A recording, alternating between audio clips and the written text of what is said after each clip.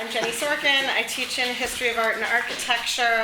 I'm pleased to give you a version of this in-process paper called Prime Objects, New Methodologies in Digital Clay. It has not found a home yet. I've been kicking this around for the last several years, presenting it in various venues. It is a paper about the early 20th century, as well as a paper about digital ceramics. So it is trying to find a new methodology and a history for digital ceramics. I will just say that there's not a good home for it, and this might be the right home, which is why I'm happy to be here in MAT, because I'm doing work that is very interdisciplinary and very strange to people in my own discipline, and people in sort of the history of American art. And so I would say I'm situated across a number of disciplines. I also work a lot in contemporary art as a writer, critic, curator, and I will have to leave by 1:35, 40 latest, because I have to teach it too on the other side of campus, Intro to Museum Studies for freshmen. Okay, so I'm going to probably not do this whole thing, but I'm going to do, because we're now getting started late, but I'm going to do as much as I can, and then I'd rather have a conversation, because I think that that's actually the fun part. I am in a field where we read papers. I don't know if that's new or strange to you, but that is what we do. So just FYI. Okay, here goes. An unluckier set of dates could not be had. The ceramist Adelaide Alsop Robineau's entire life was lived in the span of time bookmarked by two major American crises: born into the ashes of the Civil War and dead the year of the American stock market crash. But in between, Robineau nearly single-handedly transformed American arts and crafts pottery into studio ceramics, challenging the gender divide that men were throwers of pots and women decorators only. As a prominent ceramist based in Syracuse, New York, Robineau and her husband Samuel were the co-publishers of the ceramic journal Ceramic Studio, which they initiated in 1899 as the premier journal for a national audience of China painters. This was overwhelmingly an audience of women. China painting was a popular amateur art form in which women decorated pre-molded vessels, plates, and chargers known as blanks. But from the magazine's very inception, Robineau implored her audiences to think of themselves as aspiring professionals with a seriousness of purpose, writing in the inaugural issue, quote, "Something more is required of decorators than the stereotyped spray of flowers and the inevitable butterfly. Students have gone beyond that and are clamoring for good design which leads to a higher standard," end quote. And these are the kinds of designs that she drew, illustrated, and published. The Robineaus were part of the arts and crafts community in Western New York that included Elbert Hubbard, who established the Roycraft community in East Aurora outside Buffalo, and Gustav Stickley, one of the most important American advocates for the arts and crafts movement, who opened a furniture workshop in Eastwood, a suburb of Syracuse, and also initiated a publication known as The Craftsman 3 years after the Robineaus had begun Ceramic Studio. The two journals shared a number of writers, but it was largely women who wrote for and read Ceramic Studio. As Robineau's own practice became less decorative and more technical, she used her platform as a writer and editor to agitate for the move away from China painting and toward the possibilities for making forms from clay to finish, as it was then called. Robineau not only learned to throw her own forms, she also changed the decorative schema of her era, eschewing China painting in favor of carving, slowly converting the painted decorative vessel into virtuoso, highly sculptural masterworks, such as Scarab Vase from 1910, seen here. Made entirely by hand, her carving technique was meticulous and much remarked upon for the intensity of the time it required. As I will argue, however, it laid the groundwork for the kind of form making that over a century later is now often performed digitally rather than manually by a CNC router and an extruder. That is, the equipment that facilitates three-dimensional printing. This last decade and a half has seen a rise in open source technologies, CAD, and 3D printers. a short video I'm going to show you in which the Belgian design collective known as Unfold Studio, who's probably familiar to many of you, consisting of collaborators Dries van Bruggen and Claire Warnier, describe their virtual potter's wheel. Now I have to get out of this. So I think you only shared PowerPoint, so unless you share your whole desktop. Yes, now I have to share again, I think. It's at the top. Oh, stop share and share screen. Okay, now I'm going to share this. It's a very short video.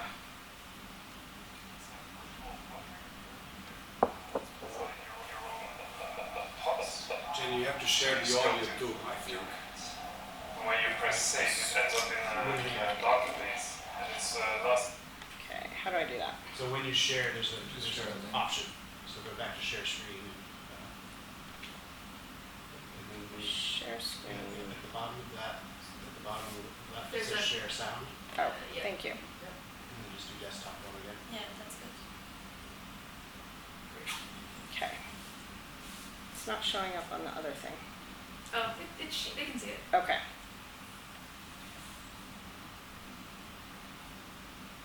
You can also copy and paste the link afterwards in the chat. Okay. It's a virtual pottery wheel. You can design your own pots. So you sculpt it with your hands. And when you press save, it ends up in a database. And its last 16 models are projected on the wall. And we use those models to drive a ceramic 3D printer that we developed. And it's basically extruding the clay from a reservoir on top and printing an object layer by layer.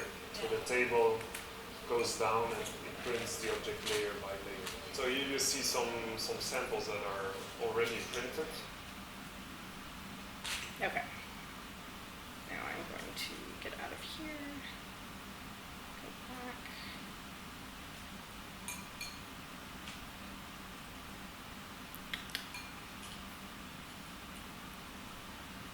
I think you have to share again. No, Yeah. she's sharing the whole desktop. Am I? Yeah, you are sure. You stopped it, I think. I think I stopped it. I Yeah, think I so have to go back to Zoom. No, I think you. Zoom gone? It's right there in the corner where you see Marcos's. Ah. Yeah, so. Yeah, there you go. Okay. Haven't done all this Zoom stuff in a while. Yes, we're sharing. Yes.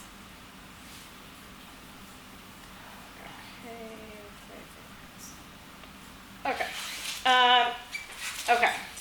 So that little video is a very good introduction to the kinds of new technologies being employed, initially in Western Europe, which have subsequently migrated here. You know this, you're all doing it.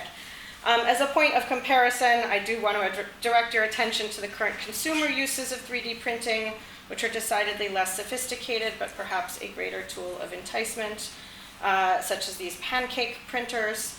While no more gourmet than a motel waffle, the machine efficiently performs the task of printing 180 pancakes per hour, if it's not clogged. And then we can compare this to the darker side of this technology in thinking about 3D printed ghost guns, which were banned by a federal judge only in 2022. But here's the rub. Digital clay is so new that it currently lacks a methodology or even a clear or certain decorative arts history or studio pottery genealogy, in that the playing field is not just the domain of studio-based ceramists. Rather, it is a crowded and interdisciplinary field with designers, architects, sculptors, and computer scientists, also seizing upon these new technologies. Theirs is an unbridled enthusiasm for clay's plasticity, but with little appetite sometimes for its historical authenticity and context. The eminent Mesoamerican architectural historian George Kubler was one of the progenitors of historicizing time and space, devoted to the recovery of pattern recognition in the ancient world. His 1962 book, The Shape of Time, became a foundational text for many 60s-era artists like Robert Smithson and Richard Serra, who were exploring new forms in sculpture. In the interest of trying to forge ahead and attempt to theorize the work that is being created today in digital ceramics, I will employ Kubler's notion of prime objects, what he calls a principal invention that eventually spawns a replication, mutant, copy, or reproduction. The term prime object comes from prime numbers, which have no divisors. So I want to think about Robineau's scarab vase as the prime object. Scarab vase fits the criteria that Kubler imparts. It is a breakthrough work of art without a true antecedent, initiating a new historical sequence that generates a conscious problem. That is, introducing a previously unseen dimensionality into American ceramics without the use of specialized equipment. It has also spawned replications, such as the Seagrove, North Carolina potter Frank Neef, who writes, "I've always loved the work of Adelaide Robineau, and I enjoy the challenge of the elusive crystalline glaze and technical difficulties of totally pierced porcelain. This is just the combination for the masochistic potter," end quote. The reason I believe his vase is so green is because of the color imbalance present in the initial Robineau retrospective catalog from 1981. This might have been the only way he'd ever seen the work, is in reproduction. Scarab vase is a high-shouldered and slender-lidded vase, a hand-thrown vessel made of thin, white porcelain in a shape influenced by elaborately decorated Satsuma Japanese porcelains produced in the late 19th century. In Ceramic Studio, Robineau writes about having seen an exhibition of Japanese pottery in New York City at the American Art Galleries and being especially taken with the work of Namikawa, known for his cloisonné pots. The vessel's translucence is heightened by a semi-opaque white glaze tinged with copper, yielding a range of blue-green shades found at different intervals, including a stronger teal coloring the outer rim of the lid and a thicker horizontal band at the vessel's lip. The blue-green coloring is largely concentrated at the top of the vessel where lip and lid meet. Another parallel stripe, seen here, encircles the neck. Then these two horizontal bands are joined by short vertical bands that descend to meet large hand-glazed cerulean scarab beetles, which also decorate the entire surface of the vessel in miniature. Its lid has a carved round knob with a flitted flange and a wide overlapping slope that shades the neck of the vessel but is in perfect symmetry with the shoulders, extending the fluidity of the line from the base through the top as though it is wearing a proud but appropriately flared hat. The central motif is a stylized Egyptian scarab beetle, a holdover of the Egyptomania craze that had swept 19th century Europe and was transferred to the United States through the arts and crafts movement. But Egyptian motifs were especially prominent as an aesthetic backdrop that corresponds directly to Scarab Vase's site of creation. From 1909 to 1911, the most productive spate of her career, Robineau left Syracuse to join an experimental community known as the American Women's League in University City, a neighborhood in St. Louis that today houses Washington University. The American Women's League was a progressive political and social organization founded by the magazine's publisher and amateur potter Edward Gardner Lewis, which I will discuss a bit later. Seen here was its lavish boardroom, flanked by elaborate columns and Egyptian revival-style decorations, including faux hieroglyphs. It was in this well-appointed setting, as an artist in residence, that Robineau initiated and completed Scarab Vase. The scarab beetle is also known as the dung beetle, which collects and rolls a ball of dung, creating a portable food source and nourishment for its young. The beetle itself is at the lowest end of the insect caste, an untouchable, as it were, dwelling in excrement. Glenn Adamson has written on raw clay's scatological associations, the idea of mucking around in it, a pleasurable, if Freudian-seeming practice. In Robineau's usage, clay is a base material altered through obsessive labor, an alchemical transformation from dung to the refined Eurocentricism of porcelain. But in insect parlance, the dung beetle is the ultimate toiler, an uber work bee. In fact, it is even more productive than a worker bee, as it can roll a ball of dung 250 times its own weight. This humble little creature is repeated obsessively as an all-over carved ornamentation. It becomes the embodiment of the artist's own labor, made by excising, that is, carving away the background to create a deliberately raised surface. Robineau also employs a form of piercing known as reticulation, in which the background is cut through so that the foreground imagery is contrasted with openings in the walls of the vase. Such reticulation creates the vented vertical cuts at the vase's throat, as well as the elaborate diamond-shaped medallion cutouts, such as the one at the belly of the vase, and on each side here that highlight the blue-green scarab, and is repeated again at the bottom of the vessel, and incorporates the design as part of its footed base, which you can see here. As a way of generating complex decoration, Robineau's method of carving was meticulous, performed on a fully dry surface. Her carefully honed technique was extremely difficult, as porcelain tends to crack as it dries and lacks plasticity as a clay body. Carving also has clear sculptural resonance and historic associations with stone, marble, classicism, the figurative tradition, and robust masculinity. Yet in the first posthumous appraisal of her work in 1929, it was emphasized that her primary carving instrument was a thin metal crochet needle, an indispensable tool for textile production within the home, and moreover, woman's work, consciously feminizing her contribution. So let's return to the scarab vase's other name, which the artist attached to her title, anticipating one of the tropes of postmodernism, the wry parenthetic naming of artworks during the 1970s and 1980s. The second part of Robineau's title is the apotheosis of the toiler. An apotheosis is something like a climax, and a toiler is a productive subject, a laborer who works strenuously. Put together, the apex of Robineau's toiling was entirely self-referential. In this strange phrasing, we sense Robineau's own artistic ego, a haughty humility that declares scarab vase as not just an apotheosis of itself, but as the penultimate expression of her exasperated and exacerbated labor. It is widely accepted that scarab vase took 1,000 hours to produce. Robineau worked nearly continuously for 4 months, firing and refiring the vessel until it was perfect. She is the first American ceramist to have created true porcelain in the elite French tradition known as grand feu or high fire, where the kiln reaches 2,400 degrees Fahrenheit. At such an intensity of temperature, a great deal of work is routinely lost, burnt to ashes. Most glaze chemistries degrade. But Robineau was an unapologetic perfectionist. She disowned as many pieces as the kiln itself. Her entire oeuvre consists of about 600 objects, considered a particularly low number for a studio ceramist.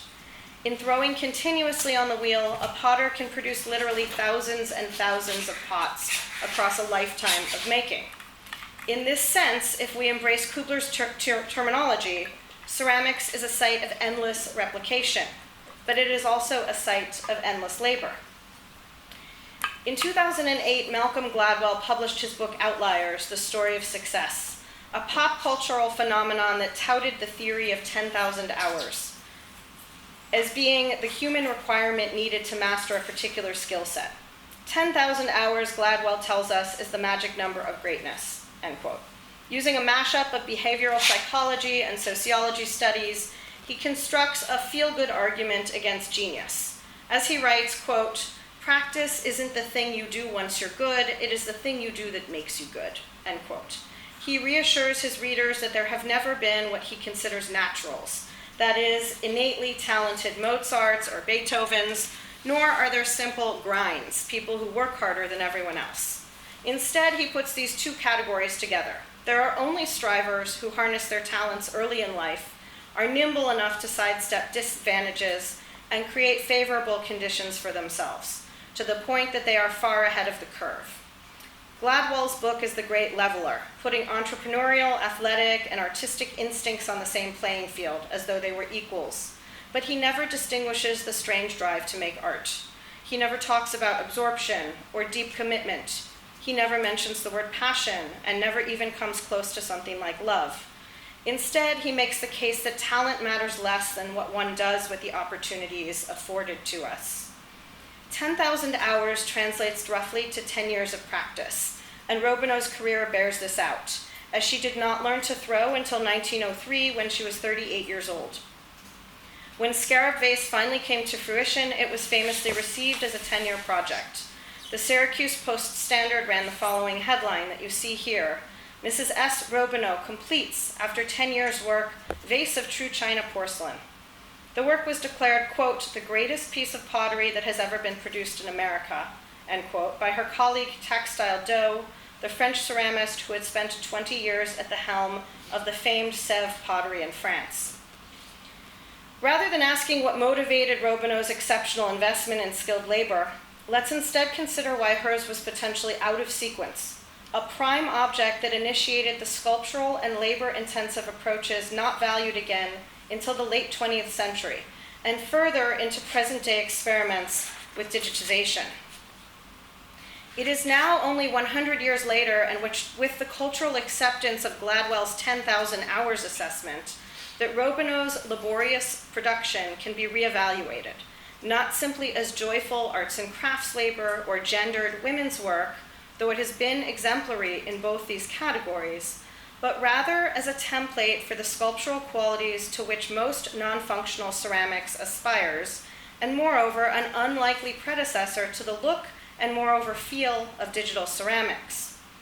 Digitally printed vessels have a seductive all-over geometry that invites touch, summoning fingers to trace the homogeneously printed protuberances, ridges, and grooves.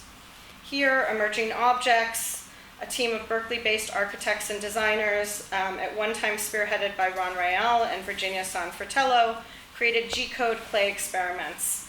As clay prints layer by layer, it becomes striated into external, highly textured patterns that resemble the bumpy uniformity of knitted or crocheted surfaces. It is this very tactility that reinforces Robineau's stature as a master carver. In her rejection of painting blanks, vessels thrown by others, she worked instead toward a haptic, touch-based practice that was acknowledged even in her own lifetime. In 1915, the American author and disabilities advocate Helen Keller, blind and deaf since childhood, came to see her vessels at the Panama Pacific International Exposition in San Francisco, carefully handling and feeling the surfaces of this lantern vase, this one, actually, among others. The organizer, Charles Ingerson, wrote to Robineau's husband, quote, Helen Keller, the wonderful blind girl, spent an hour with me yesterday in our section, and I picked some of Mrs. Robineau's porcelains out of the cases so this wonderful girl might enjoy them. Such a beautiful expression came over her face as she tenderly felt the surface and said, 7 times fired in the furnace and not found wanting, end quote. The famed ceramics educator Charles Ferguson Binns, who established the ceramics school at Alfred University as early as 1905, advocated for a touch-centered pedagogy, instructing in the craftsman that, quote, the first examination of a piece of pottery will be to discover how it was made. The inside will be felt for the spiral line indicative of the wheel, or the outside will be scanned for the seam, which is the hallmark of the mold. Wheel work has always the advantage of individuality, end quote. But the sense of touch in ceramics becomes a crucial investment that doesn't truly play out until the second half of the 20th century, when Peter Voulkos, the most innovative and influential potter of the post-war period, also became its most haptic sculptor, exchanging traditional vessels for non-utilitarian ceramic forms built out of heavily worked thrown cylinders and slabs of clay. But in keeping with her own era, Robineau's work was ornamental rather than abstract. Despite this, her work can be seen as a forerunner to late 20th century modernist production in terms of its labor intensiveness and its sculptural aspirations. Since Voulkos, however, ceramic sculpture itself has continued to evolve, morphing into installation works that transform our perceptions of scale and space. In 2015, the British artist Claire Toomey also took up the trope of 10,000 hours as a challenge, intent on producing 10,000 white porcelain bowls as a large-scale installation for the York Art Gallery titled Manifest, 10,000 Hours. Each of the 10,000 bowls was made by hand, but not the same pair of hands. Installed on scaffolding built all the way to the ceiling, Toomey's sculpture embraces the architectonic uses of clay while mining repetitive collective labor performed by thousands of volunteers in classrooms, evening workshops, and community potteries. The artist performed her own community instruction, offering workshops in slip casting, which is itself a kind of mold making, rooted in repetition and uniformity. Toomey uses 10,000 vessels as a metaphor for the acquisition of expertise and, moreover, the elusive nature of obtaining hard skills in the crafts. This commitment comes in part from the strong influence of her art school training in ceramics, a discipline that still privileges craftsmanship and the continuity of the vessel-making tradition. Simultaneously, though, she implements these same skills as a sculptor, initiating modular production, producing copies upon copies that mimic the fabrication of the factory floor. In 2017, the Tate Modern was a residency in which she performed a piece literally called Factory, the Seen and the Unseen. In Toomey's rendition of modularity, she puts forward the humbled, hand-formed bowl as a template, heaped with the humility and the modesty of the symbolic hand. Yet they are made in a mold, not thrown on a wheel.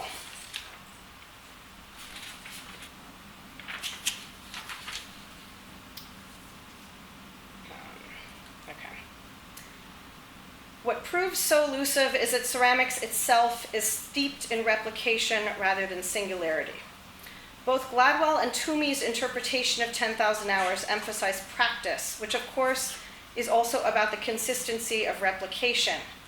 The updated version of the proverb, practice makes perfect, could instead be practice makes precision.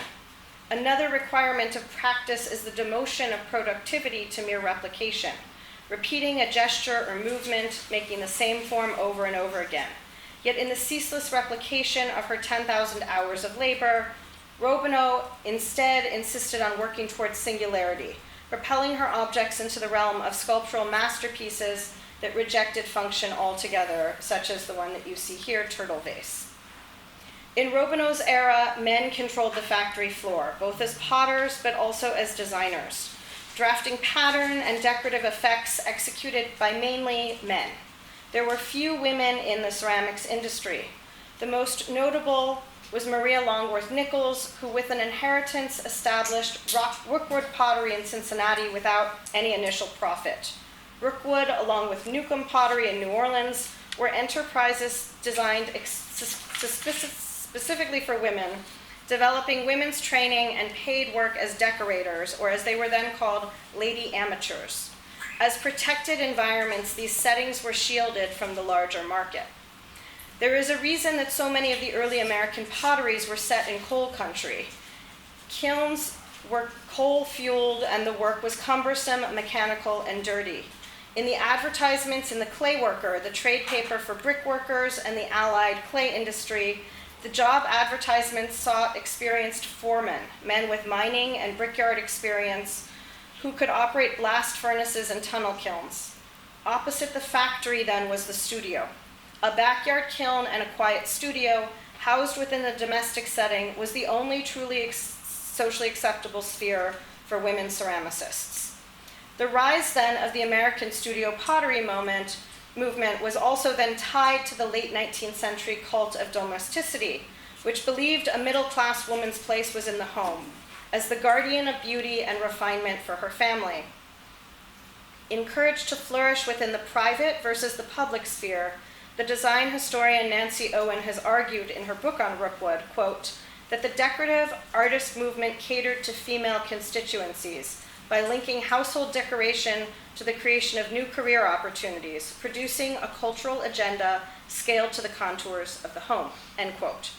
It was in the studio, however, where ambition was scaled down, producing singular objects rather than scaled up at the factory, producing utilitarian wares for consumption and reproduction. It is in the practice of replication, though, where digital clay intersects with American arts and crafts pottery. I'm not interested in what I think is the false binary of human versus machine. Rather, I think it is the idea of embracing replication as a form of evidence, a moment of technical renewal, creating a sequence or a chain of artifacts that correspond to or embody the prime object, here the handmade pot. Scarab vase is made mostly via an excising technique, carving away excess clay. The way in which printed clay is made is also dependent upon the extruder, which push clay uniformly into certain shapes, creating a coiling effect. The distinct ways in which scarab vase and a printed vase are made are entirely different, but the architectonic quality is remarkably similar in that the machine prints a carved form through a repetitive process. That is, the machine performs repetitive labor while charting a distinctive tendency toward reproducibility. This means the multiple or the series, which is really just a sequence, becomes one of the primary ways of thinking through digital inflected content. Digital fabrication is in some sense about the assertion of control, and therefore the regulation or uniformity of the objects fabricated as a means of scaling up production. Artists gain access to the tools of the factory only to apply them within the sphere of the studio. And so in this sense, we can say that digital clay is still in its 10,000 hours phase. I mean this collectively. If we take, for instance, Unfold's stratigraphic porcelain from 2012, named for the stratum or continuous deposits of printed layers, this porcelain vessel is an experimental one-off vase made in 2012 for the exhibition Belgium by Design, which was held as part of the Milan Triennial, a prestigious international design exhibition held every third year.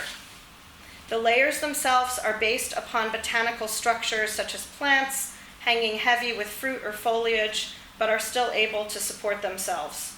The designers have also consciously compared it to the buttresses of Gothic, or in this case Neo-Gothic cathedrals, in trying to find a solution to using construction and design as a key part of the architecture itself. It is precisely this decorative effect, the perforated cutouts, which most closely resembles the historic piercing and reticulation of Robineau's scarab vase. As Van Bruggen writes, quote, "The object was a step in our search for the identity of the ceramic 3D printing process that we started in '09. But in some sense, printing vases is not a natural fit for the machine. Thin-walled objects tend to collapse under their own weight. While we really liked this object, it also felt like aesthetics for aesthetics' sake, so we never pursued this route much further." End quote. In this sense, however, the stratigraphic porcelain vase is like scarab vase, the product of an intense yet unseen labor, demanding many hours of coding, writing a program to print as precisely as possible, then calibrating a printing machine built up piecemeal, sometimes by hand, to accommodate a usable clay body. At the end of this experiment, Unfold decided not to attempt to print another. Instead, it remains, in Kubler's terms, a mutant, recreating the singular quality of the handmade pot, but with a different genetic disposition, as it were. It truncates rather than spawns copy after copy, even though that wasn't the intent. This is what I mean by the 10,000 hours phase of digital clay. The enormity of time spent, like the years of Robineau's seemingly unproductive labor a century earlier, are pathways forward. These so-called failures are alluring. As clear aesthetic successes, they propel new ways of working that initiates new sequences of artistic making. Separated by 101 years, Robineau's scarab vase was also shown in Italy. It had immediate international significance, as it was the first work by a woman and an American to win the grand prize at the International Exposition of Industries and Achievement in Turin, a show that evolved into the Milan Triennial, the exhibition where stratigraphic porcelain was first shown. However, we can see that by the certificate awarded by her achievement that this was not actually in her own name. Instead, she sacrificed her own identity to enter her works in the name of what she felt was a greater cause. You can see right here, it says the American Women's League, on behalf of the American Women's League. Digital clay lacks the intensity of this emotional decision-making.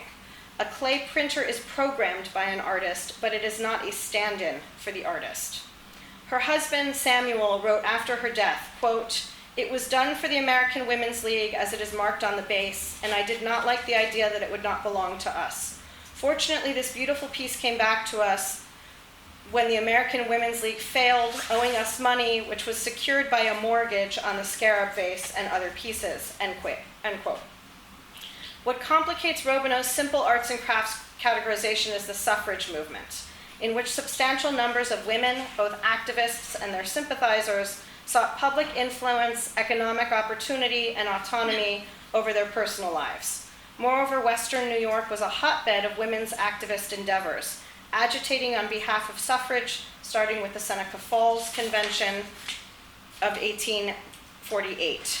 While Robineau was not an activist, she was arguably a sympathizer, leaving Syracuse to join the American Women's League, which campaigned for women's advancement and was established by Edwin Gardner Lewis. However, the League was not entirely altruistic, as Lewis's intent was to promote and sell his women's magazines, which is where Robineau comes in as the editor of an already successful and established women's magazine, in his mind, Ceramic Studio. There were numerous journals and newspapers that circulated promoting women's issues and suffrage until the actual passage of the 19th Amendment of 1920, when American women secured the right to vote. Lewis's Women's National Daily was part of this larger enterprise. Most suffrage or women's journals were ephemeral and often individual production, ceasing publication when the publisher's money ran out. An example of this was The Forerunner, a single-handed enterprise by the famed novelist Charlotte Perkins Gilman, best known for writing The Yellow Wallpaper, which produced 86 issues over a 7-year period from 1909 to 1916, nearly the same time frame as the American Women's League.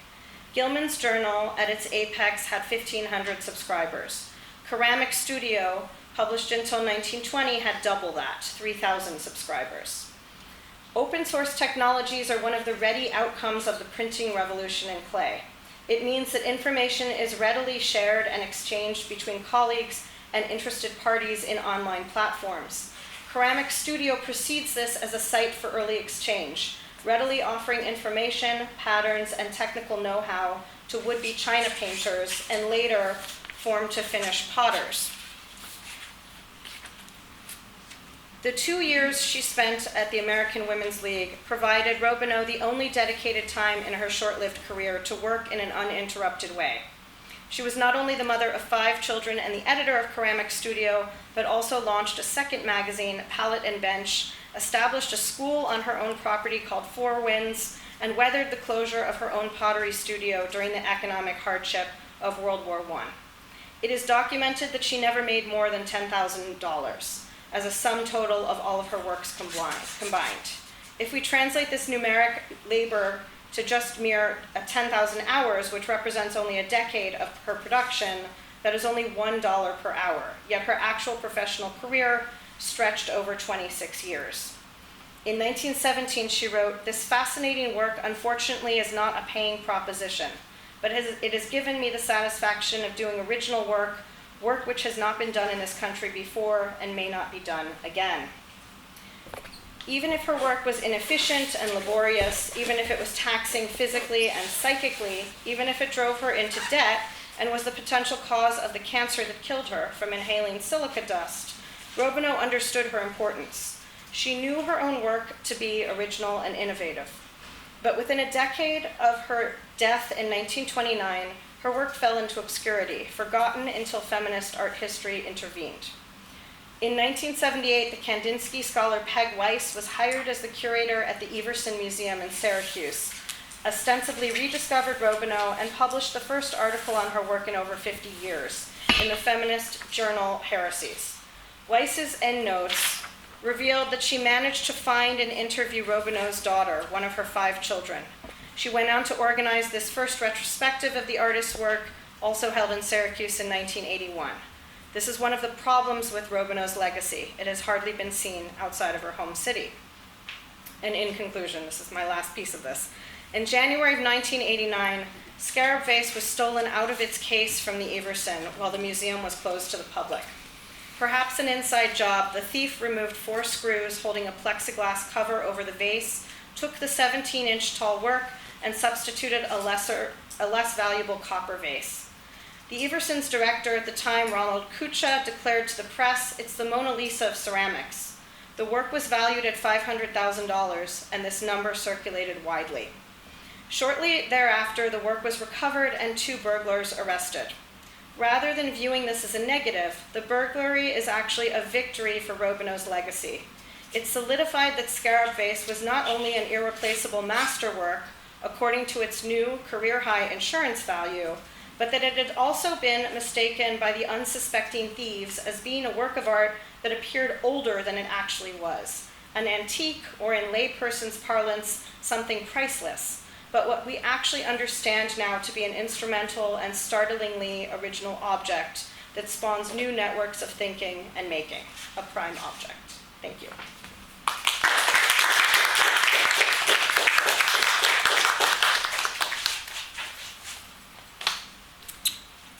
This is really a work in progress, and I'm happy to talk through any of this, take questions, hear what you think of my sort of vying for this object as a prime object that becomes a kind of pioneering vessel that we can think of as a both proto-feminist object and also one that becomes a progenitor for what I'm arguing is digital clay a century later.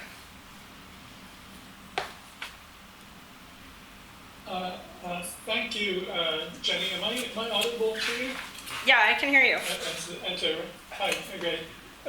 Thank you. That was really quite fascinating, and I want to especially thank you for reminding me of George Kubler's The Shape of Time remarks on the history of things that mentions this prime object, and then giving such a splendid example of it.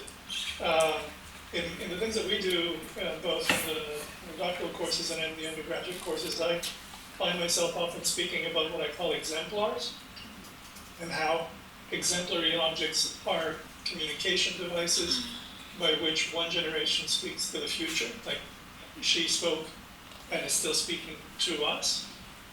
So that was a really interesting example itself. I mean, your talk itself really fleshed out these ideas splendidly and made them relevant.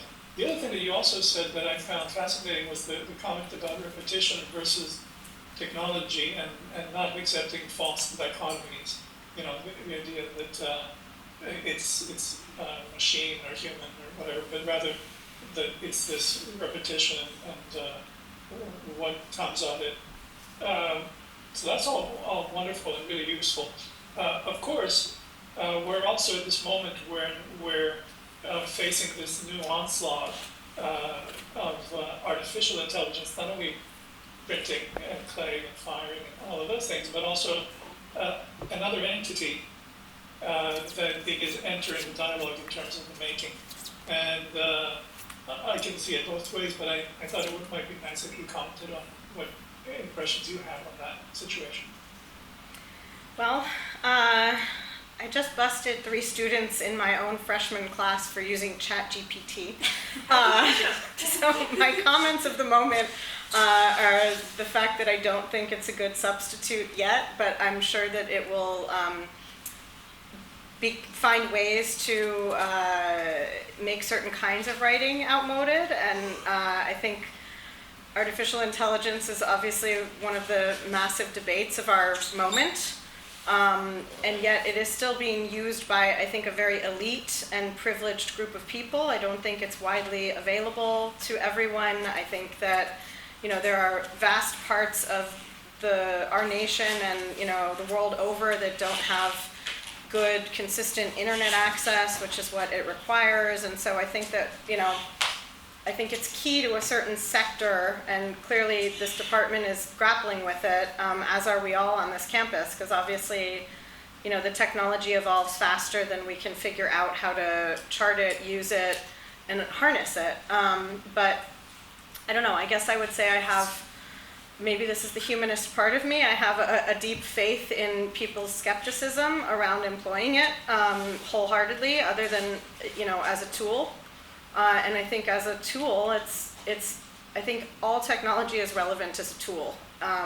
And, you know, we're still grappling with self-driving cars too. Those haven't happened yet, and, you know, we're not living on Mars yet. And I feel like these kind of pipe dream sci-fi things may or may not ever come to fruition, or only for like a 1% group of people. I feel like it's really tied to economics. That's how I feel. Surely. But there's one thing, and it's not really, you know, I agree with your skepticism, and I think it's really healthy to be critical and to observe the things. But there's one point that could be made, again, in dialogue, that right now, I think more people have access to AI, however nascent it is, than they have to clay printers.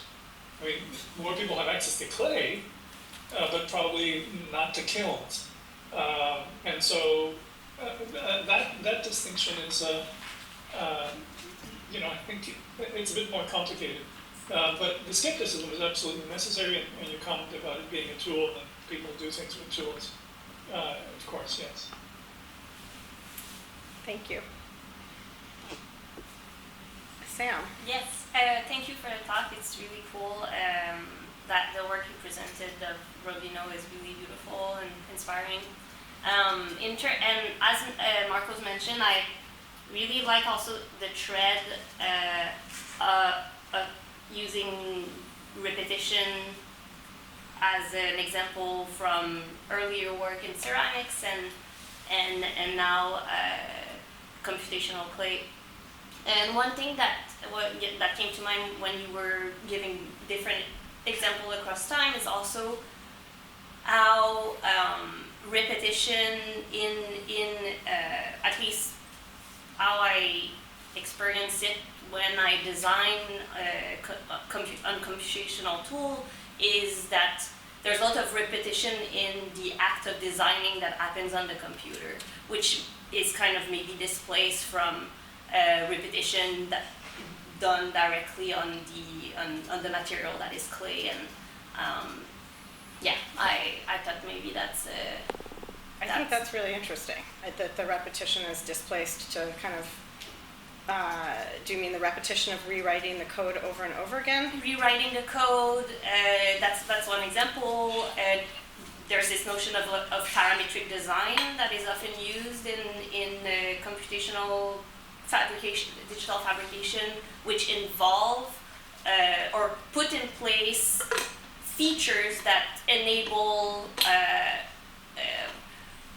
testing and tuning and repeating certain action to arrive to a certain design or a certain form that then is fabricated. That might not be ideal, and then you go back on the computer and redo these actions again and tweak and change. So it could, at the end of the day, it's yes, the code is rewritten, and it could be like literally syntax, but it could also be like manipulation on the computer, like CAD or actions or other form of direct manipulation. Which, yeah, I that's just that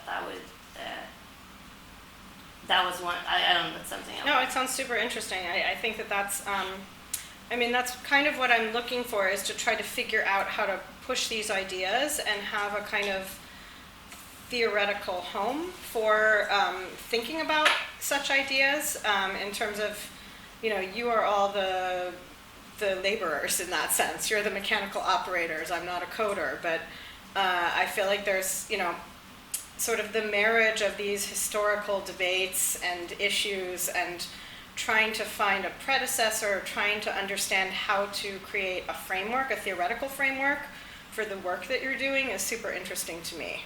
Yeah, totally. Jennifer. I have like so many things I'm thinking about.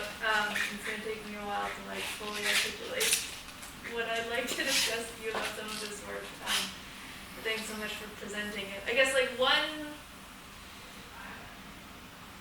history that we grapple a lot with in our research around developing new tools for digital fabrication is like the imagined and real history of CNC development as it relates to labor and machinist skill.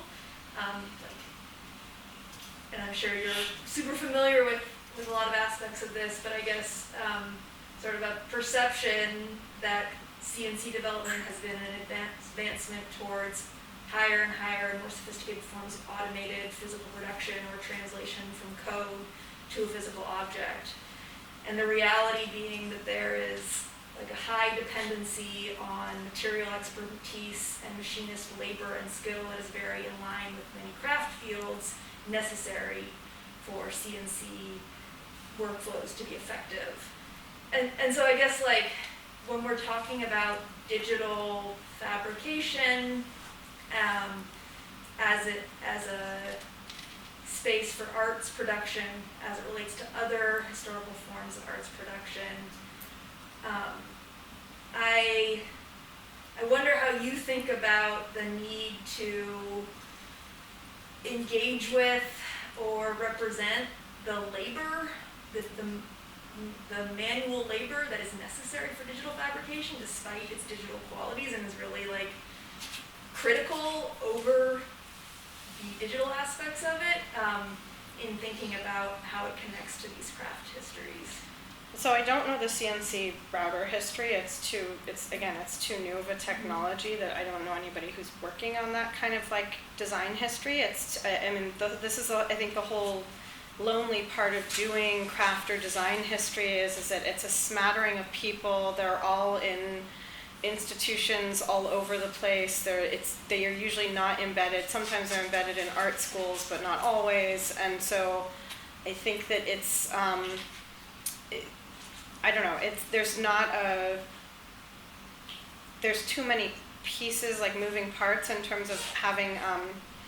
I think this kind of high-level computing and the way that tech departments like this one work operate often very autonomously from the world of history and the world of a humanities like framework and theoretical basis, and it becomes a kind of internal dialogue that's happening about the work itself. But I think when you're talking about this idea of labor, that's I think what the humanists can do is part of why I'm engaging with this arts and crafts history is because arts and crafts has the kind of historic premise of really thinking through and revaluing human labor at a time at the end of at the dawning of the Industrial Revolution, when there was a whole lot of anxiety culturally in England about people being outmoded and their hands no longer being of value and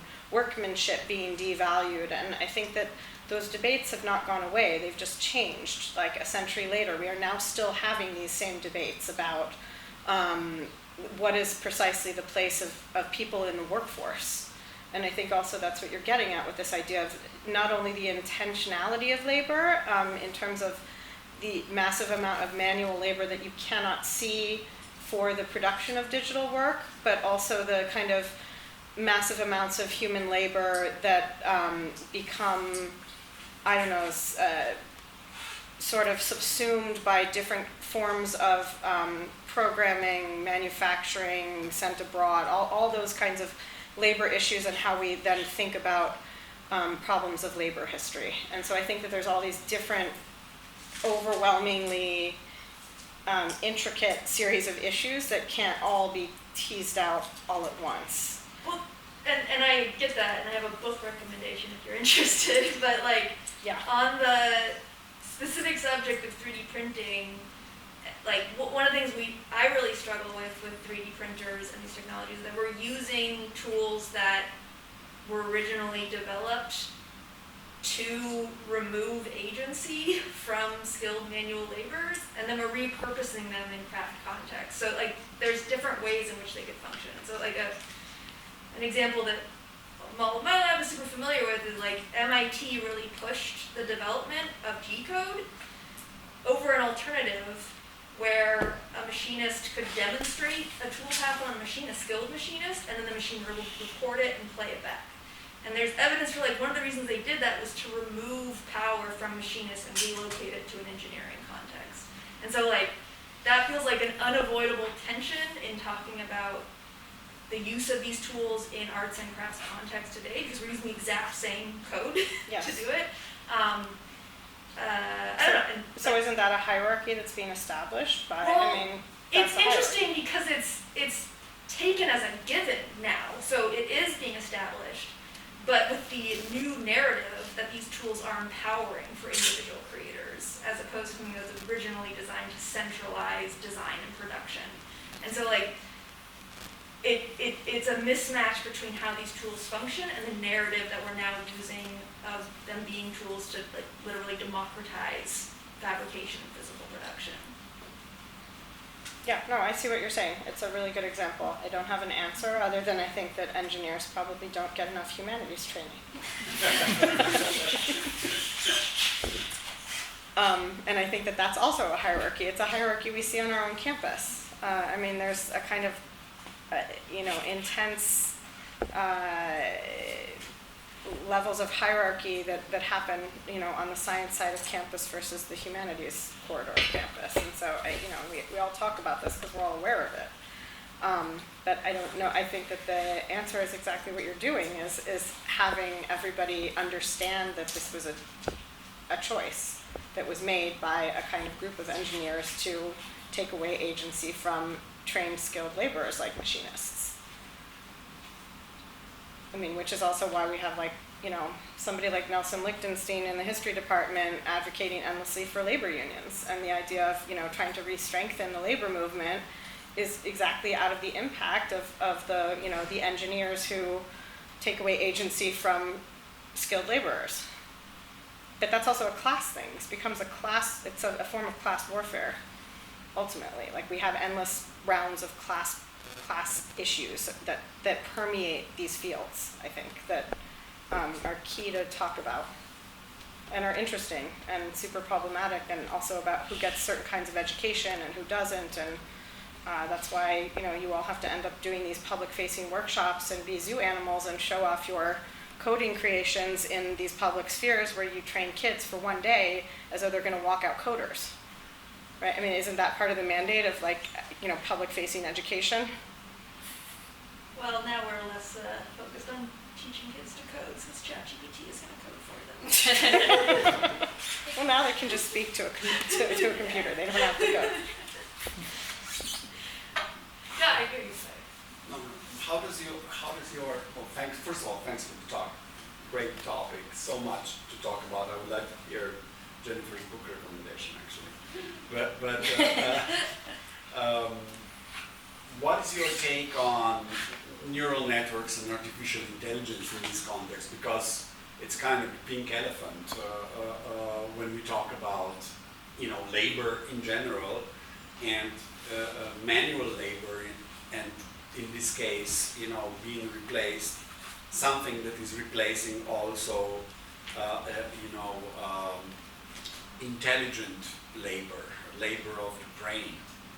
How is that all playing here, I mean, in your opinion? I guess my personal opinion is that people keep endlessly inventing things that will allow humans to do less and less hand-based labor. And what seems very obvious is that the less humans do, the more sad, depressed, and bored they become as removed from their bodies and removed from their hand. And if the only pleasures left are sex and eating, then we're in a sad state. And so I think that it's like the human body is a physiological object. It was made to move. We all know this, and this is why people have installed their stand-up desks, right? Is because, that's a direct impact of too much sitting.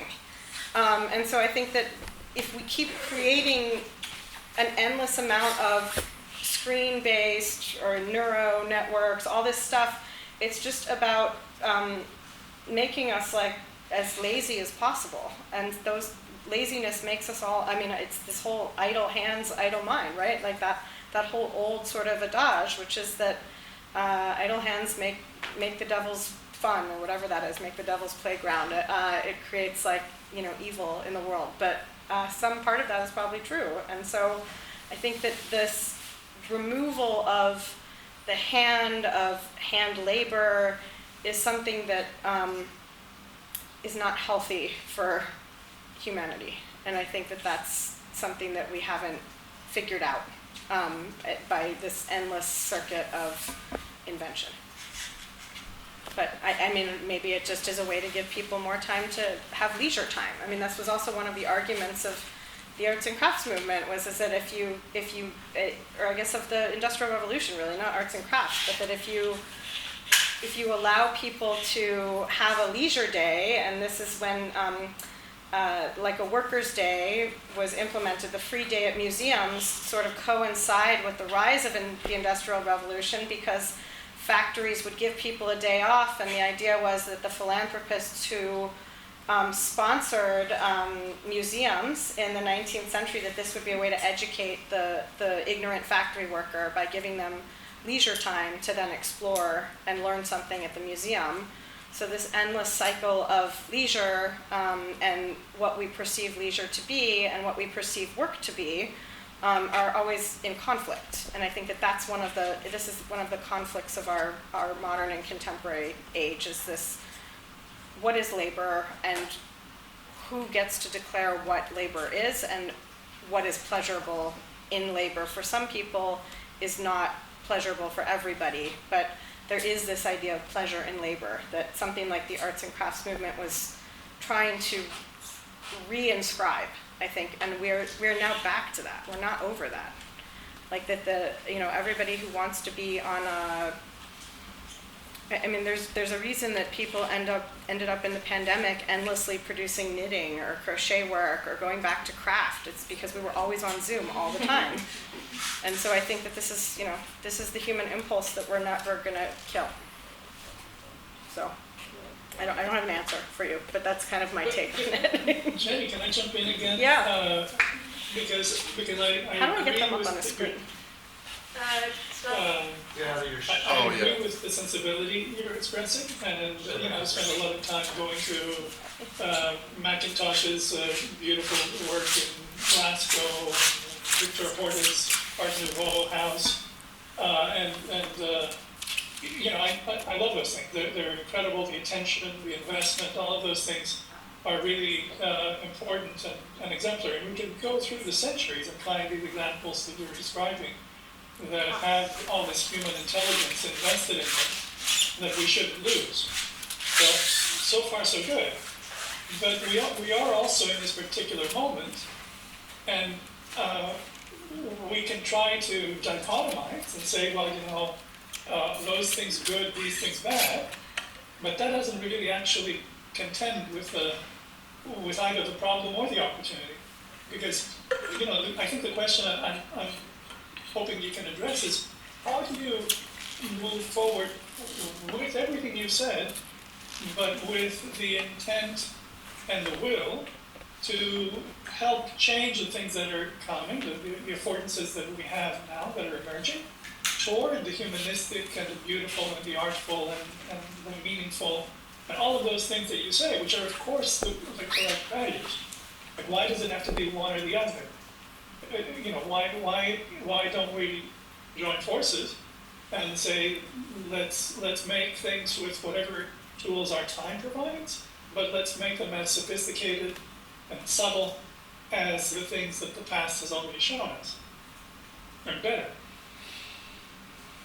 Yeah, I'm not arguing that it's a binary. I'm just simply expressing that I think that we've become very circular in our, that history teaches us that we are not good, that we don't have historical purview sometimes.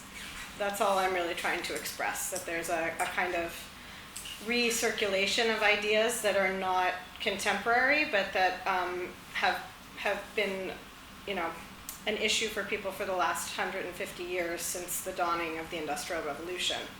And to keep creating sophisticated tools with nuance, I think this is what people like to do with their time, is innovate. And there's, that's a form of artistry. And I'm not saying that people shouldn't make those things or make computer-aided, machines or AI technology or any of those things. I think it's just, there's a kind of rush with the technology sometimes to put it out in the world that doesn't always think through the consequences. And I think that's what we're seeing with something like ChatGPT, which is only a year old, but which students are already using to write papers. And so I just think that the rule book, so to speak, like of ethics, if we're going to use that kind of framework, even here, in terms of an honor code, can't keep up with that technology. It's hard for freshmen, the one that I met with this morning, to understand why ChatGPT is a form of cheating. And I don't have a good answer for why that's a form of cheating when I know people who use it to write letters of recommendation for undergraduates all the time. I didn't tell him that, but this is, but I think you're right. I think that this is one of the problems is that we don't have, I don't think the ethical frameworks are keeping up with the technology. I think that's my own primary concern. Correct. And here's another thing, because I think there's another part which might be the sort of, it's not the middle ground, but it's another factor. Like, let me give you an example, it's easier to say. I studied architecture, and then I taught architecture. And in architecture, students are learning how to do things, and eventually someone, either the students or the instructor or someone says that, you should build this so that you can solve the problem of the homeless. You can solve some big social problem.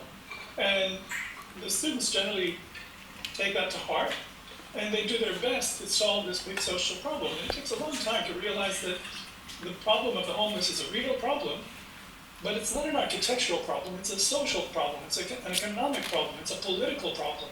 It is a real problem, but the heart of the problem is in the system of values and incentives and economies that actually things are embedded in. So I think most people would recognize that a fine Art Nouveau object is fine.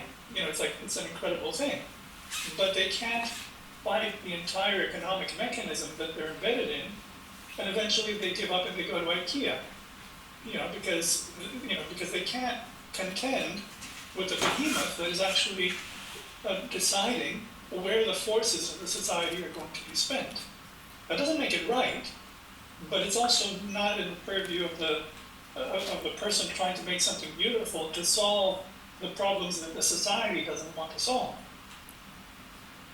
I think you're right. I think that this is why we still have a class of artists that come from the middle class and the middle, like the kind of elite backgrounds usually, and that there's there's more of a safety net for them to make that kind of work. To be an artist in the... They have to afford it. What? Sorry? Yes, they have to be able to afford to do the work. Yes, and also to, the path toward an MFA, for instance, is not a straightforward one, and there's no guarantee on the other side of that degree that you're going to find, paid work. Sorry for the artists in the room. Sam, go ahead. Changing subject a bit. I like there was a paragraph maybe where you described the 3D printed object. You described it as, I think, a carved form, which I thought it was very interesting because and leads to more reflection because I think at least, and I think other people think like that too, but that the 3D printer is an additive form of manufacturing, which differ from like a CNC milling where you remove material. 3D printer actually you build, but then so that got me thinking a little bit more, and there's like certain operation though that you do on the computer that are carving, like there's these geometrical mathematical operation called booleans that you can from a 3D model on the computer you can remove parts or sculpt and carve parts that then can be 3D printed, and I thought I like this idea of like thinking it as a carved object in some way, and while initially I was like, oh, that's just like we're adding layers, but we're also depending how the model is generated, we're also kind of removing or carving out certain information from that model and then printing it out. That's just a comment. And then in that same paragraph, I think you say that I'd love to get the right word. I think you say using those type of machines that kind of leads to or promote a way of working through multiples and series as a mode of. And then that's where I kind of lost track. But I'll have to look it up for you, but I do think that this idea of the multiple is really important. Yeah. And that's really kind of what I'm getting at in terms of the singular object, the multiple, the mutant object, the replication, and to try to find in Kubler a terminology for how to describe or frame this cycle of printing, because it's an endless amount of trying stuff out that doesn't come to fruition, which is also very similar to the potter's wheel, where it's a simultaneous technology of throwing, and not firing everything you throw. And like we've had these discussion in our lab as well, but this idea of like is that like are we at a stage where this is a tool that actually can help or can support production in small scale manufacturing by ceramics artists and well, that's been a big question here, right? Of like trying to figure that out. And so what if you can't? Is it still okay to proceed if you can't? I mean, I think that that's something that also you have to reflect upon or think about that's interesting of like, it's this impulse to help find another tool that can be implemented, but what if it's an artistic tool in and of itself and this is what it is? Yeah. We actually have on that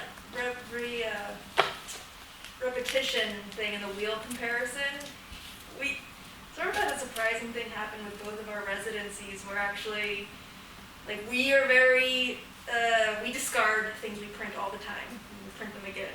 Our residents, because they have to go through so much more labor, both setting up and preparing and then monitoring the machine while it prints, were much less likely and almost never discarded something that printed as opposed to something that they would make on the wheel. Like, because it was such a bigger investment of time and effort and labor to do clay 3D printing.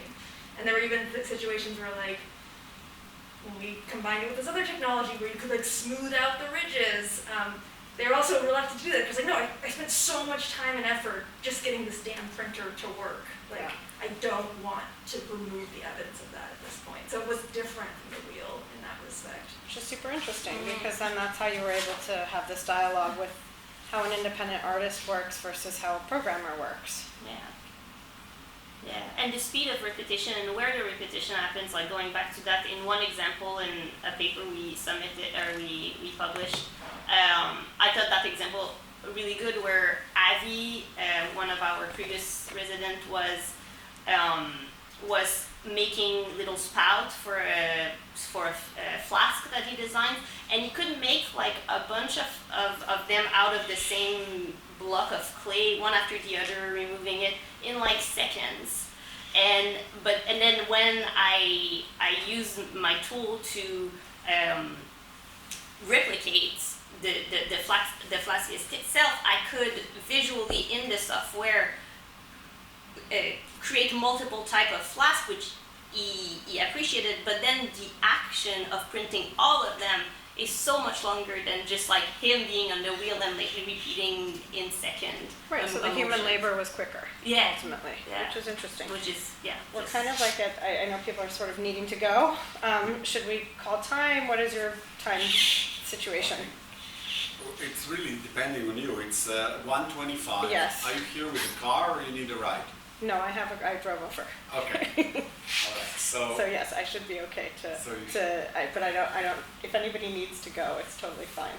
No, People don't need to we go. usually, Okay. I mean, we usually, it starts at 1. Yes, no, I know. Thank you for moving it an hour early for me. No worries.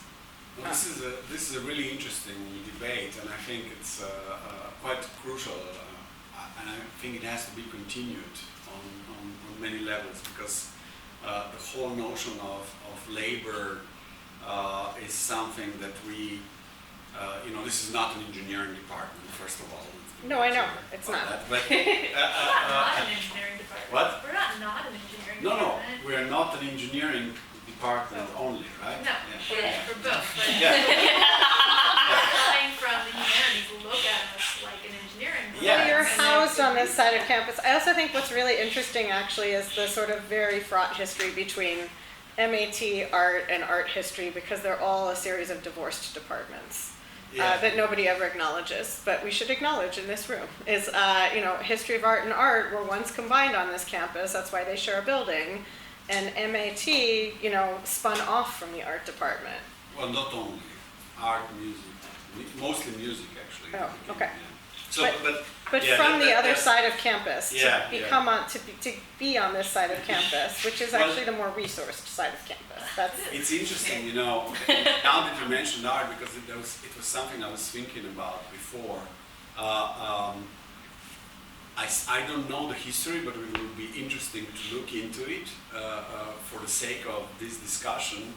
How ceramics was quietly canceled, canceled yes. on that side of campus. And I think one of the reasons was, of course, less investment in FTE. When the last ceramicist retired, they didn't replace, they didn't, look into building that side of the program up. And it's just slowly disappeared. And I think it's interesting because, of course, it coincides with the advent of digital making.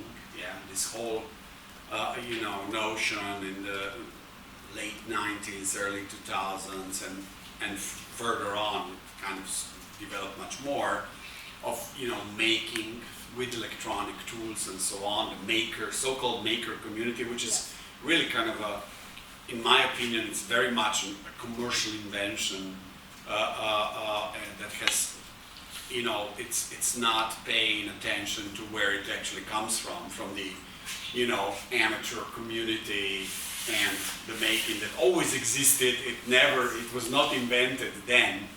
It was just commercialized. Yes, in but that. all the amateur communities are themselves, like the tinkering community, we might say, are doing their own version of engineering all the Of time. course, I mean, all the that time, is, yeah. it's just amateur engineering. We don't call those people engineers, but we call them tinkerers, and they're, people who have lathes in their garage, and people who have wood shops in their basement, and all that is engineering. But I think also what you're getting at is actually the very important problem of taking the craft disciplines out of the research universities, because this is a universal University of California problem, and that the way in which you actually find ceramics is in the community college level and in the teaching university level of like the Cal States. That's where all the programs are, and the UCLA and Davis both have ceramic artists on the faculty, but it's kind of a hangover from a different moment, and they've rehired at UCLA recently,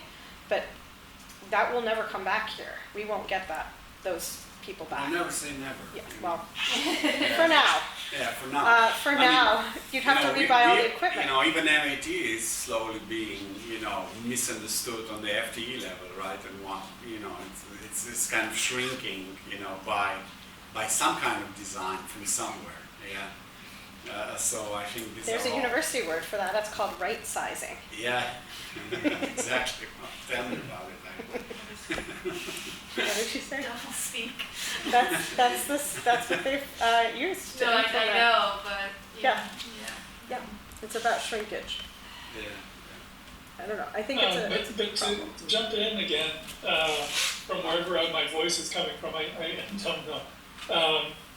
We should make sure There's a potential Yeah. reason It's one. for that, and I don't think it's only about downsizing or right sizing or whatever sizing.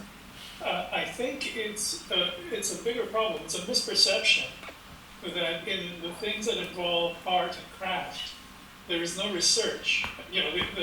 This university and other universities pride themselves rightly that they are R1 research universities.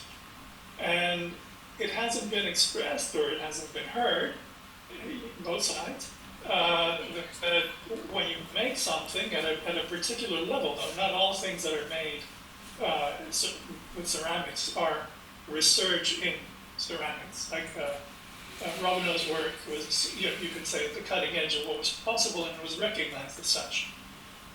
But not everything that someone fires in film is at the level of research in the artistry of making. I'm not talking about the sort of ceramics and the science of it. Those are research topics, of course. But I think for all the making disciplines, articulating when something is a research question is a really interesting challenge. But okay, I'm going to push back on that, Marcos, and ask you about whether or not you feel that artists should, I mean, this is one of the problems for artists in American universities, is having to qualify and quantify their work as a form of research. That you're borrowing another discipline's language. And you're saying right there in your statement that all artists are not producing research. So how would you classify I'm saying, that? not all people who write papers get tenure. I mean, not everybody who writes a book writes a good book. We have ways of saying that some things open new directions, and we recognize them as such. In art, that's been called the avant-garde, it's been called the vanguard. It exists in literature, it exists in dance, it exists in music, it exists in every expressive domain, and we recognize the people who make these breakthroughs, and we simply need to inform the people who don't understand that that level of practice is a form of research that they would need to understand as much as we would need to understand what they do. I mean, something of the kind, because otherwise the criticism is that, well, it's indiscriminate. It's not cumulative. It doesn't really do certain things that we understand more easily. But how do you account for failure in that model? How do you account for failure in your model? Everything has failure. How do I account for failure? Because failure is an implicit part of all forms of artistic practice. And you can't quantify. Because it is a scientific practice. I mean, everything has a cutting edge. I just think that if we articulate better what it is that we hold to be the cutting edge of whatever we do, and I think in the arts it's a qualitative thing. One difference is that on one side it's more a quantitative thing, so it's easier. And on the other side it's the qualitative thing, it's more difficult. And so, people tend toward the easier. But I think if you use that qualitative model, that has been used endlessly to discriminate against women and people of color in terms of not producing so-called quality artwork over a long period of time. But you just showed us a work, but the work you showed it to us because it was a prime object. What does that mean if it doesn't mean that it was a prime object? But in her own time, Robineau wouldn't have been allowed she wasn't allowed on the faculty at Syracuse. She was discriminated against. But that's not why we remember the object. That isn't the only reason we remember the object. The object is exemplary by the very presentation you just gave us. Yes, it is an exemplary object. I'm just saying that there's a kind of issue of applying quality as a meter or a kind of benchmark becomes a kind of problematic term that I think that we haven't figured out in trying to borrow this so-called scientific language of research. The language of the research university doesn't apply evenly or coherently to artists all the time. I think artists are sometimes misplaced. That's why I avoided that. That's why I said that we need to articulate by what criterion we measure it. Because if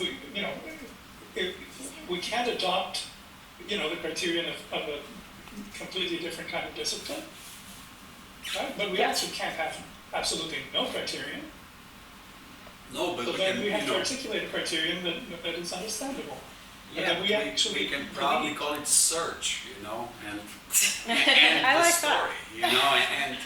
What is it? I said that we can call it search, and kind of end the debate, but of course we will be misunderstood by the addressees of this term, because they would say search, what is that? But I think it describes pretty well the methodology used in creativity. It's search the research part is there, but the search is the basis. The search is real.